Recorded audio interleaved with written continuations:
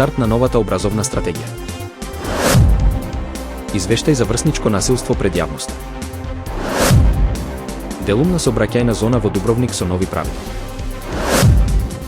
Трамп воведе нова забрана за влез во САД. НАТО состанок со фокус на трошоците за одбрана. Дали црвеното вино е добро за здравието? Брисел постигнува успех со ограничувањето на брзината од 30 км на час.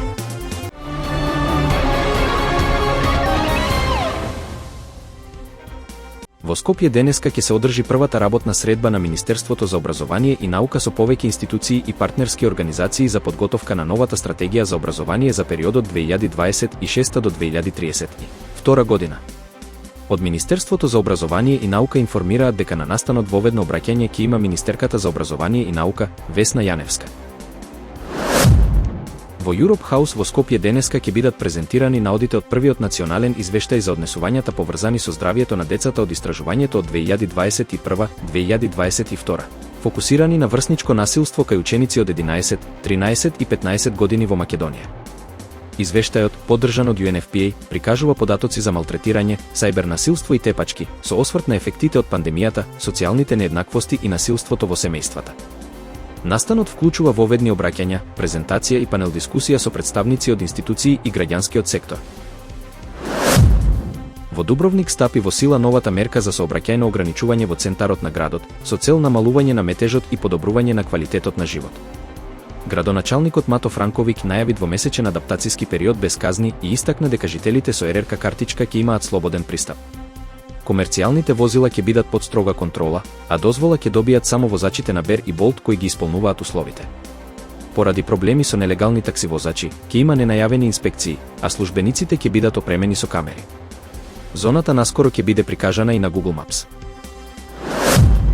САД воведуваат забрана за влез на државјани од 12 земји, меѓу кои се 7 африкански, 4 азиски и 1 северноамериканска, поради безбедносни причини. Председателот Доналд Трамп повторно ја активираше мерката со цел, како што наведуваат, заштита на американците од опасни странски актери. Покрај тоа, делумни ограничувања ќе важат и за уште 7 земји. Белата куќа нагласи дека станува збор за држави што представуваат закана за националната безбедност. Слична забрана Трамп воведе и во својот прв мандат, но таа беше укината од Џо Бајден во 2021 година. Министрите за одбрана на НАТО се собраа во Брисел за да подготват нов инвестициски план за одбрана, кој ќе биде во центарот на самитот во Хаг на 24 и 25 јуни.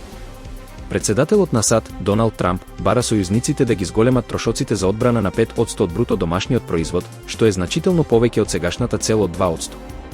Генералниот секретар на НАТО, Марк Руте, предложи компромис: 3,5% за одбрана и дополнителни 1,5% за пошироки безбедносни трошоци до 2032 година.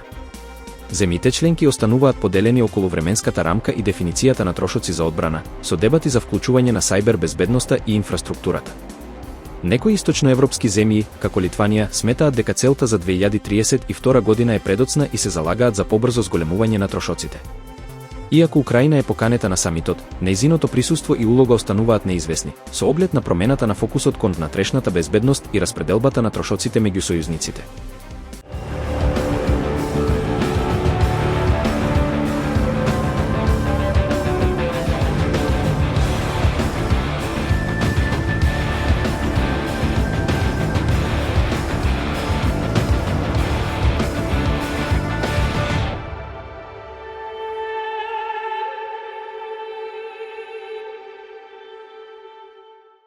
Митовите и вистинските факти за црвеното вино предизвикуваат контроверзии меѓу експертите со децении.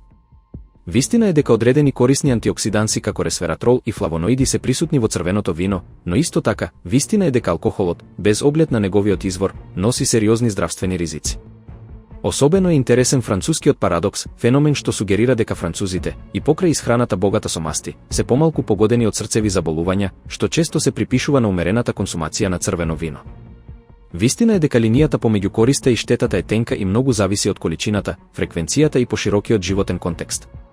Вистина е дека главната здравствена придобивка од црвеното вино се должи на ресвератролот, моќен антиоксиданс кој се наоѓа во лушпата од грозието.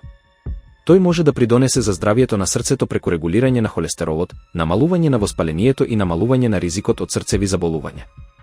Вистина е и дека овој ефект е дел од францускиот парадокс, ниската стапка на срцеви проблеми и покрај исхраната богата со заситени масти, делумно поради консумирањето вино со оброците. Покрај ресвератролот, црвеното вино содржи флавоноиди кои имаат антиоксидантни и антиинфламаторни ефекти, а неодамнешни истражувања ги поврзуваат со намален ризик од деменција. Вистина е дека умереноста значи малку, максимум една мала чаша дневно за жени и до 2 за маж.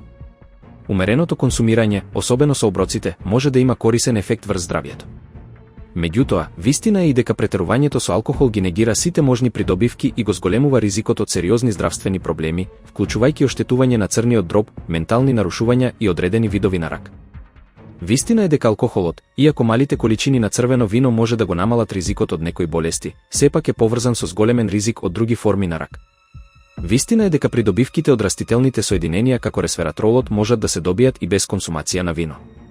Многу растителни намирници, како грозје, боровинки, брусници, кикирики и какао, се богати со овие антиоксиданси. Вистина е дека готвењето со црвено вино може да биде добра опција, бидејќи алкохолот испарува при термичка обработка, а корисните соединенија остануваат. На крајот, вистина е дека одлуката за консумација на црвено вино треба да се базира на личното здравје, семејната историја и животниот стил. Ако не пиете алкохол, не е потребно да започнувате само заради придобивките, бидејќи тие се достапни преку разновидна исхрана богата со антиоксиданси. И ако уживате во чаша црвено вино, важно е да го правите тоа умерено и свесно, бидејќи здравјето, како и доброто вино, се негува внимателно и во мали голтки. Вистина е дека во последните години научните истражувања продолжуваат да ја прошируваат нашата свест за влијанието на црвеното вино врз здравјето, но резултатите се често контрадикторни. Некои студии ја потенцираат улогата на ресвератролот во превенцијата на хронични заболувања, додека други укажуваат дека ефектите се многу мали и зависат од индивидуалните биолошки фактори. Вистина е дека се уште нема единствен став во научната заедница, па затоа е потребна предпазливост при толкувањето на овие податоци. Вистина е и дека начинот на живот и генералната исхрана играат голема улога во влијанието на црвеното вино врз здравјето. Например, во медитеранските земји каде што виното се консумира како дел од урамнотежена исхрана богата со зеленчук, овошје, маслиново масло и риба, позитивните ефекти се поизразени.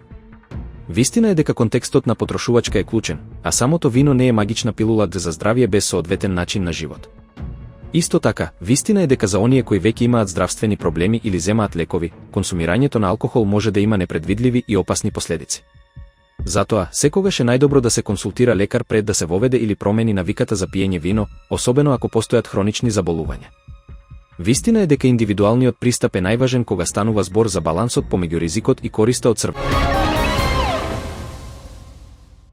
Од 1 јануари 2021 година, Брисел воведе општо ограничување на брзината од 30 км на час на сите улици, со исклучок на неколку главни сообраќајници.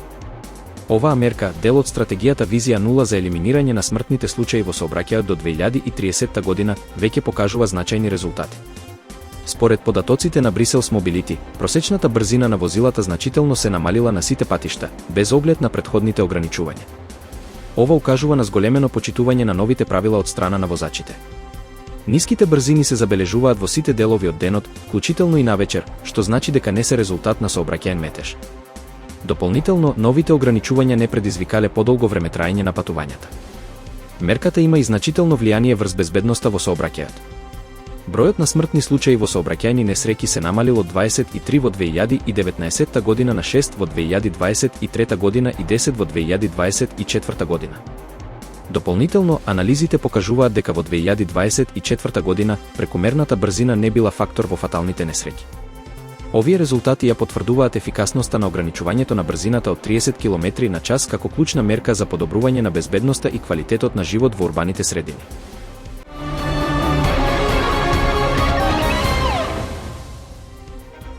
Старт на новата образовна стратегија.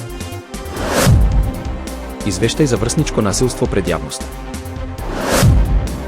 Делумна сообраќајна зона во Дубровник со нови правила. Трамп воведе нова забрана за влез во САД. НАТО состанок со фокус на трошоците за одбрана.